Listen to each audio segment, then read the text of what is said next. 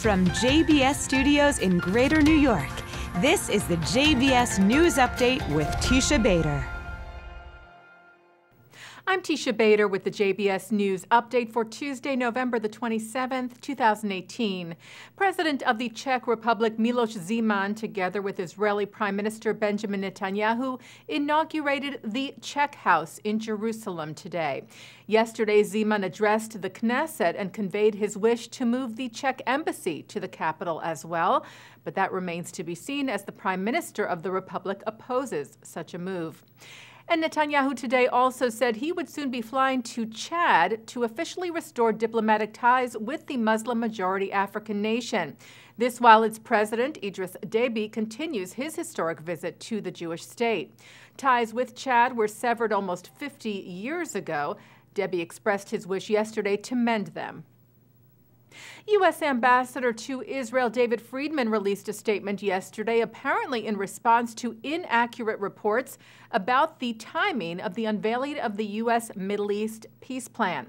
Friedman wrote that he held a very productive meeting last week with White House Special Advisor Jared Kushner and Special Representative for International Negotiations Jason Greenblatt in the Oval Office with President Donald Trump, Vice President Mike Pence, Secretary of State Mike Pompeo, and Ambassador John Bolton about the peace plan, and said, "I would like to reaffirm that the United States remains committed to sharing its vision for peace with Israel, the Palestinians, and other regional and international stakeholders at the appropriate time." Meanwhile, the Times of Israel reported that Israel's ambassador to the United Nations, Danon, told reporters today that the U.S. has discussed the timing of the unveiling with Israel. Danon said, "As far as we know, they speak with us about beginning of 19, meaning next year, which is coming soon. We don't know the details of the plan, but Danon said we know that it's completed." The 20-year-old man convicted of making some 2,000 fake bomb threats around the world, including hundreds to Jewish community centers and Jewish institutions here in the U.S. last year, has been sentenced. Michael Kedar, who is a dual U.S.-Israeli citizen living in Israel, was sentenced to 10 years in prison in Israel. His lawyers and his parents maintain that he suffers from medical issues and is also autistic, but the judge in the case ruled that Kedar was still responsible for his actions and that he understood the difference between right and wrong.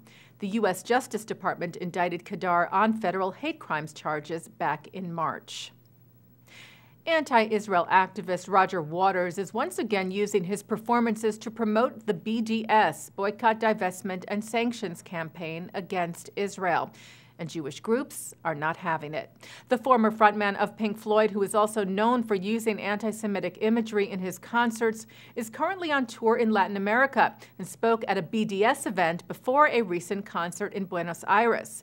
Jewish institutions in Argentina launched a petition against Waters.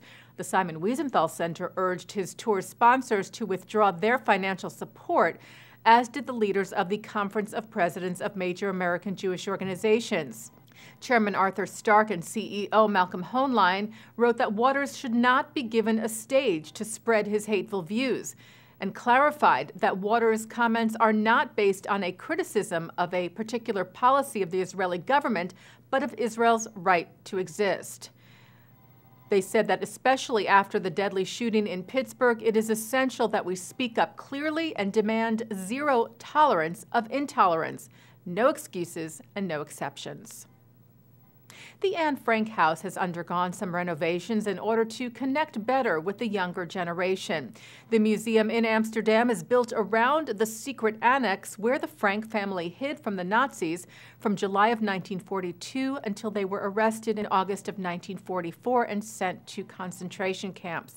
The annex itself was untouched and remains in its original state. One of the new elements in the museum is an audio tour to help tell the Franks' story, and through it, the larger story of the Holocaust. The house receives 1.2 million visitors each year, and its executive director, Ronald Leopold, said a visit really has a huge impact on young people and encourages them to fight discrimination, anti-Semitism, racism in their own communities. Well, an Israeli-made machine that can pull water out of the air was sent to Northern California in the wake of the devastating fires in the region. The atmospheric water generator made by WaterGen can produce up to 156 gallons of water per day and is transportable. It will help provide clean drinking water for police, firefighters, and others.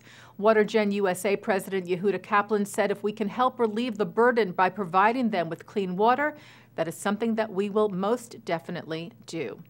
WaterGen, who helps provide clean drinking water to people around the world, was listed on the World Economic Forum's Top Technology Pioneers of 2018.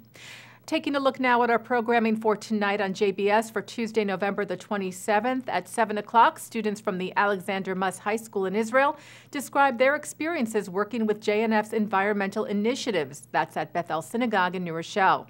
At 7:30, the concluding plenary of the 2018 Jewish Federation of North America's General Assembly in Tel Aviv, with an address by U.S. Ambassador to Israel David Friedman and a conversation with Israeli Prime Minister Netanyahu. At 9, Mark Golub sits down with Kosher Cookbooks author Helen Nash on L'chaim, and at 10, authors Mati Friedman and Nicole Krauss discuss writing about Israel. And coming up right after this newscast tonight at 6:30, it's the ILTV debate program, Frenemies. And that's the JBS News Update for Tuesday, November the 27th, 2018. I'm Teisha Bader.